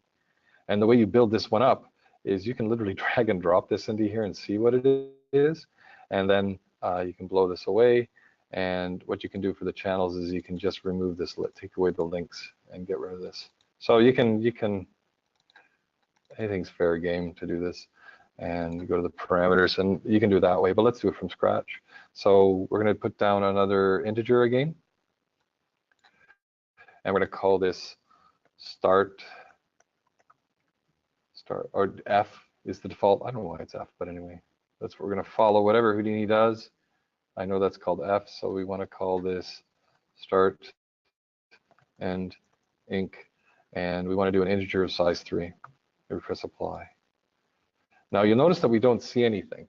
That's because we're pounding with the subnet. Another thing that I do is I always right mouse on the path at the top of the network editor, and I always open up the parameters from here. I don't know, it's convenience. I don't have to pop up and pop back again to get the parameters. And now I can visualize the UI as it's being built, and this is where multi-monitor setup really helps. So I'm going to try my best here. So again, you know, use what Houdini has and borrow, beg, and steal. So I think we're done with the raw. But we want to do one more thing in here. We want to have another integer in here, which is called pre-roll. So let's call this pre-roll. And we can add help as we do this. I always would add help as we go along with these parameters. And if we take a look at the various parameters, scroll down, we might as well help. And might as well write it as we go. So define the number of pre-roll frames. And we're going to set this to 100. Or pardon me, we're going to set this to 0. The default is going to be 0, and I'll explain why in a minute. Set that to 0. We're going to start and an increment. So we're going to go under here, and the start is going to be frame 101. And the end is going to be 440 or 340. And then, or we can do this differently. We can say the start and the end is 1, 240. And then the increment is 1, which would be our subframes. And then we can go to the pre-roll, and we can add another integer between here, which is called start frame, or sim start frame. So you can build this design however you want. I have the digital asset already done, so I'm going to give that to you guys, and you can actually see how we built this up. So sim start frame, sim start frame, and we set that to integer as well, and that one's going to be 101. And you press apply, and now you can see we're starting to build out a bit of a different scenario. And now we can go inside of the various different tools that we need to work. For instance, the time shift. And I like doing this, by the way. You can drag and drop. So with this opened up parameter, you can futz around it here and try to do, but I always like working with the parameter interface itself that we're building up from the top level asset and just drag and drop. So the frame range here, so you can see is frame minus 100. So maybe that start frame or the sim, maybe that should be frame 100. Press apply. And we want to say copy this parameter, copy parameter. And then if we go on top of here and we put our cursor and then we right mouse, we can say paste relative reference. And now we got our automated frame pre-roll there in your time shift. And then other things we need to worry about is in the simulation itself. So you can dive inside of the DOP network and inside of the smoke object, you could creation frame, which defaults to the top level. So we go into the DOP net here, and we're basically just, we have start frame. So we can sim start frame. We can, again, parameters. Actually, maybe that should be frame 101.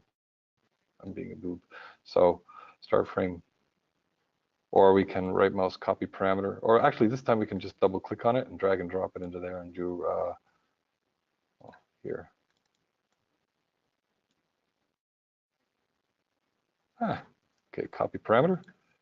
And then paste copy relative reference if it's fighting me. There you go. So you can start filling up all of the various different parameters with what is you're working on. Let's actually make that 101. And so keep on working. We'll start frame 1001. Nope. Some actually do that, go that much, depends on how much of a pre-roll you need. But yeah, so you just keep on working with it.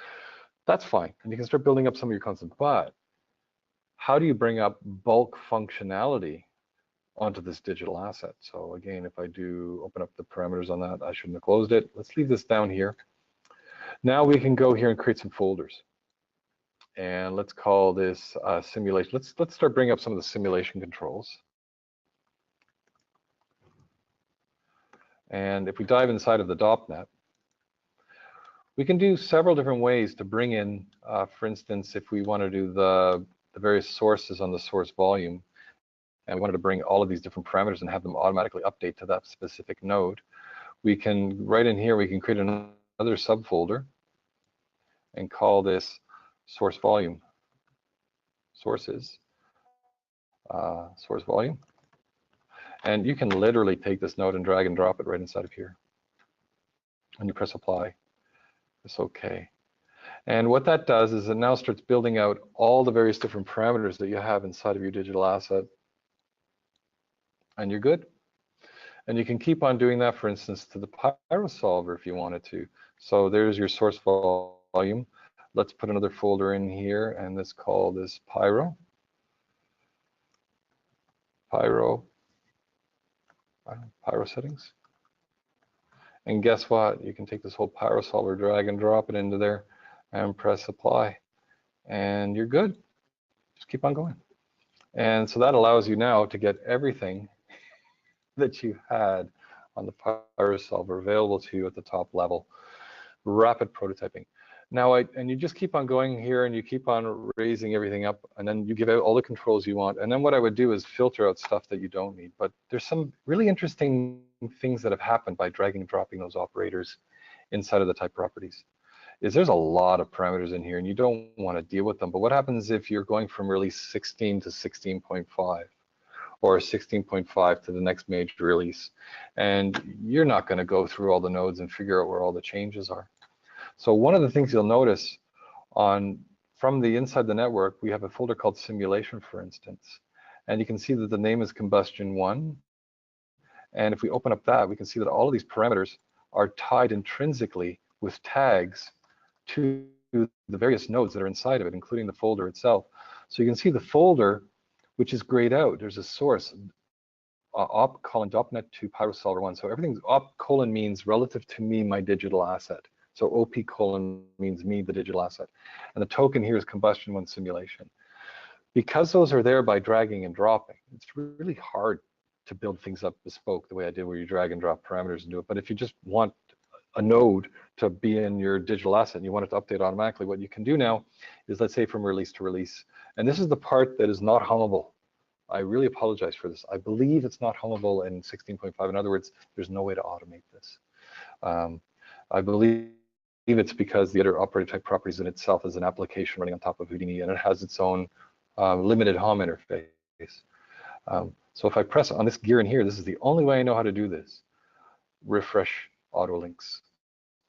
So if I'm going from version 16.5 to version 16.8 or 17, or if I'm changing versions and maybe there's other dependencies in my company, maybe the QLib, I'm using some of the QLib tools and they have a version update. Let's say they added a couple new parameters on one of their fluid nodes and I wanted to automatically pick that up. I create a new version on my asset and then I just press refresh auto links and then I press apply. And that means that all these folders that are targeting all the folders inside of these operators will be automatically updated, including the top level folder itself. So that is where things get really cool and really powerful. And again, this is the only part that I believe is not hummable, is this just one option called refresh auto links. And yeah, so there you go. So that means that we can now build really, really cool digital assets. And if I say save, I don't know why I always do save no type in here in case I did some rewiring in here and I didn't capture into the type properties, and I say match current definition. Now I'm well on my way to being able to change any of the various parameters on this digital asset. So I think that's pretty much where I wanted to be today. There are other things that we need to cover later on. Maybe we'll do a few different types of simulation. We do particles, and we'll see what you guys want to do. If you still see this, there's valid to keep on going, we will.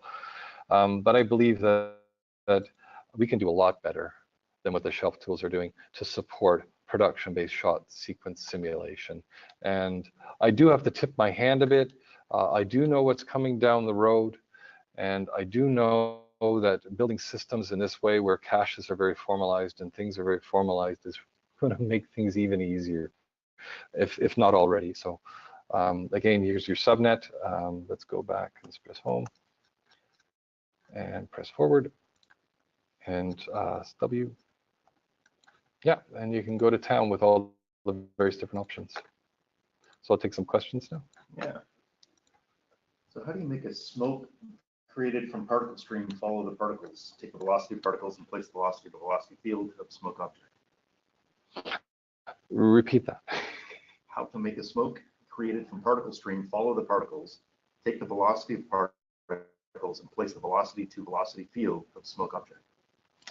Oh, so I mean, how to pick up, I think if I mean that correctly, they wanted me to complete the work over here where I actually did the,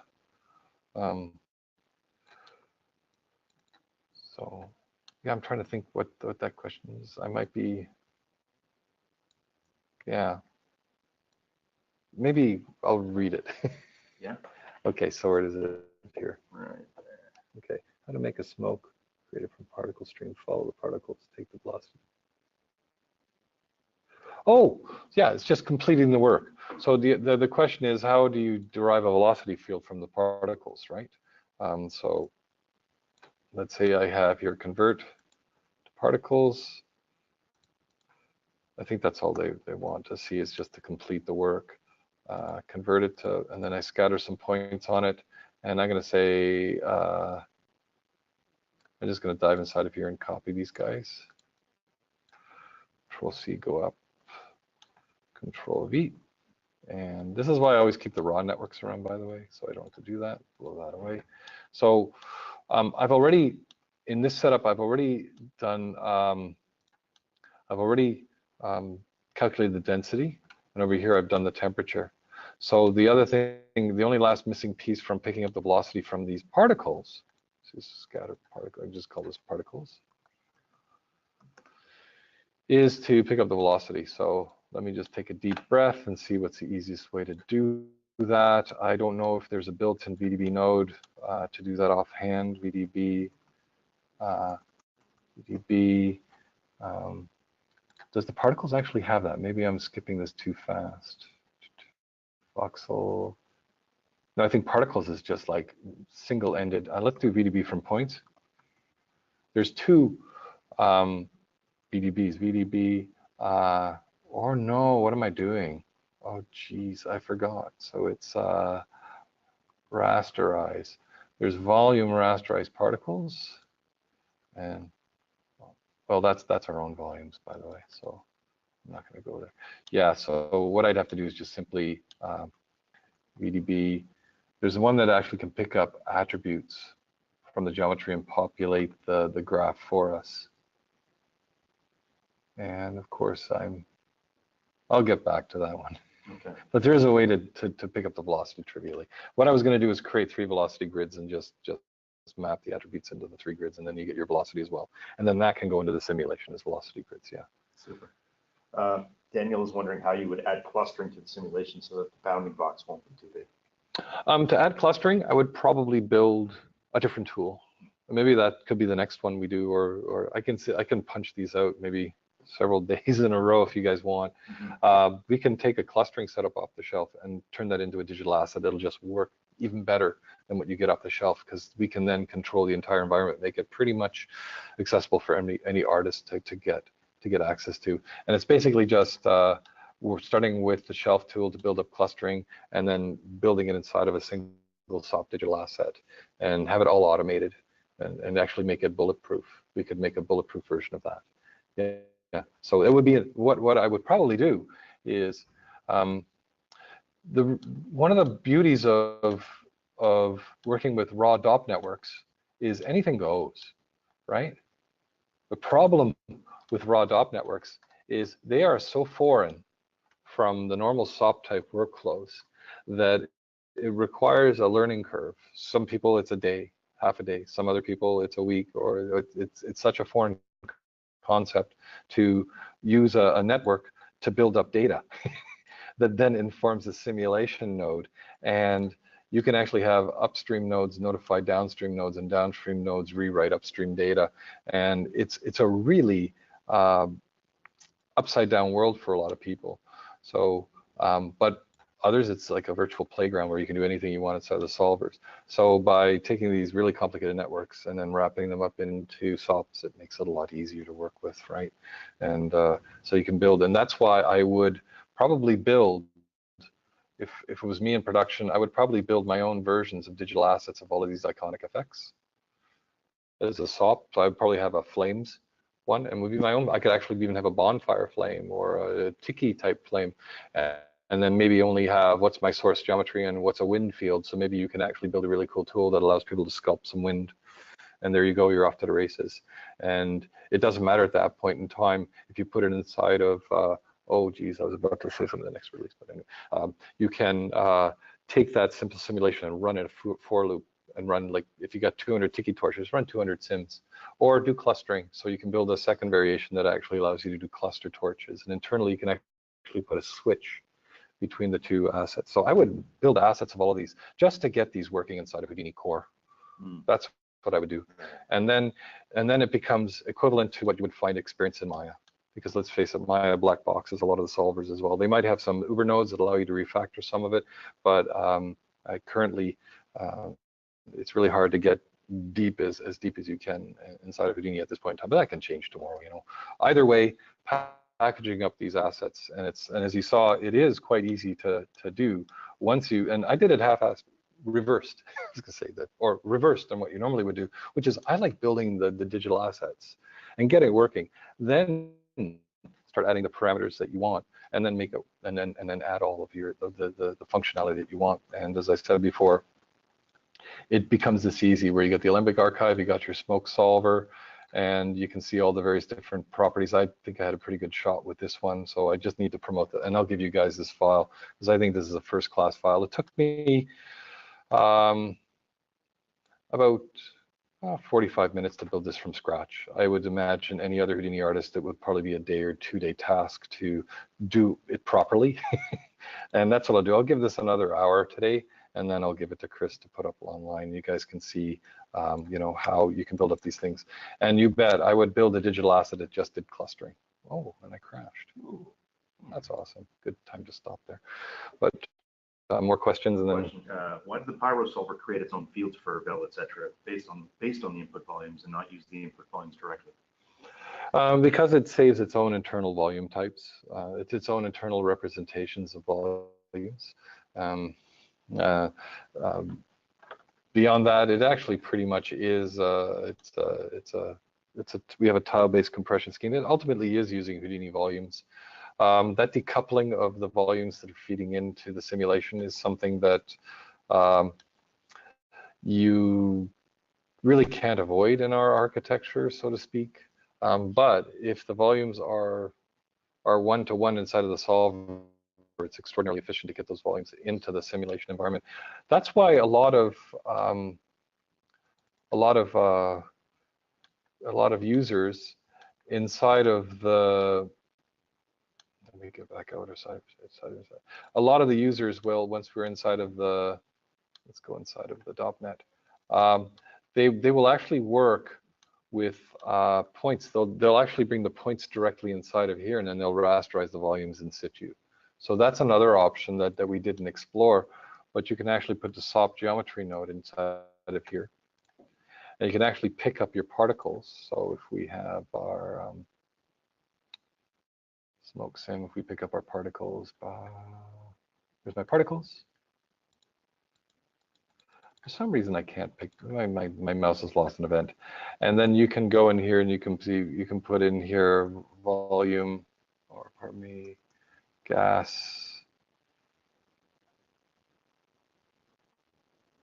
field, Oh, my brain's a blank. I know how to do this like in my sleep. But gas. You should have an app and then you Tab SOP.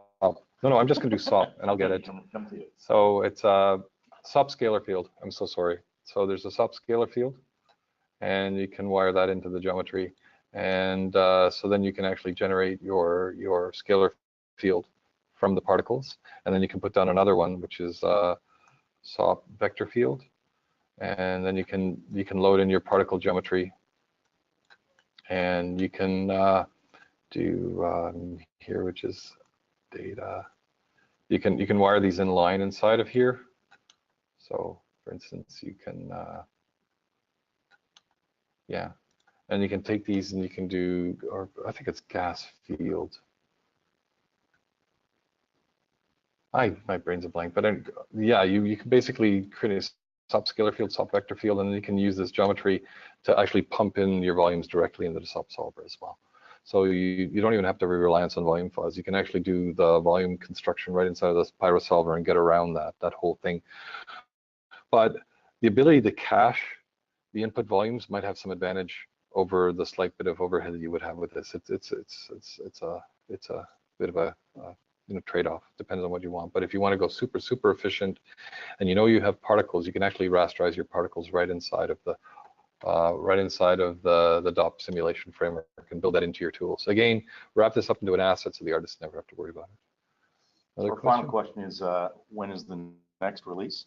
And unfortunately, we don't have time to answer that. We have to go. That's a good segue. Yeah, that's right. It's coming later. Yeah. So hopefully you all found a lot of value in that webinar. It sounds like we have a good part two. We also had a request for doing a webinar on HDA asset creation. Sure. And working with other apps like Maya and yeah, using Engine and using Core. Yes. So I think that could be a nice. I don't think there's that much out there on there as well. Right. There's and for it's such an amazing workflow that we have, that to have people still discover it ad hoc and not know all the functionality that we have in building assets is something we can fix here for sure. If you'd like to see that, let us know. Yeah. And if you have any other requests for webinars or learning material, you can shoot me an email. But for now, we're going to say so long and thanks for joining us. Great. Thank you very much.